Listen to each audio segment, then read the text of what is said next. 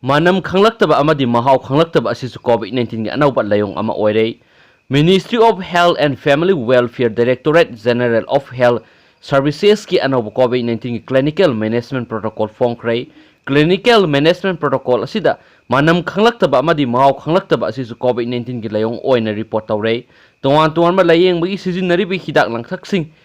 investigation therapies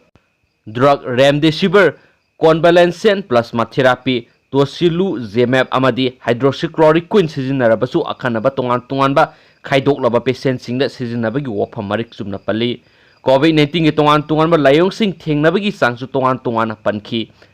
integrated health information platform integrated disease program portal case investigation form for COVID-19 gi data matung ina fever sada kunga tret cough sada kunga matoi sore throat sada tara breathlessness sada nipan weakness sada tret running nose sada amadi atopa layong sing sada kunga mari ni haina phungdokli amaromda Jodhpur da lebe Indian IIT gi scientist singna puthokpa study gi COVID-19 central nerve system da sokanduna virus asina ekhoi da sanglaknabagi achoba mafam oiriba naton amadi sin gi saruk singda sokhanduna manam amadi mahau khanglaktabagi layong ulakpa yai haina su puthokpa laire marak asida Prime Minister Narendra Modi na lebak asigi state sing amadi Union Territory sing minister singa video conferencing gi khutangda June gi sese taraga taru amadi tara ki nungthil pung ahumda wari sanagadawri nakal amaromda COVID-19 gi sang asigi leptana hengalaklabasu phabagi sang jo hokiba pung kunga marida miyoi lising ni pan ga nifuga mapan pharakpaga loinana India pumbugi ona laina asidigi phagatpagi sang sada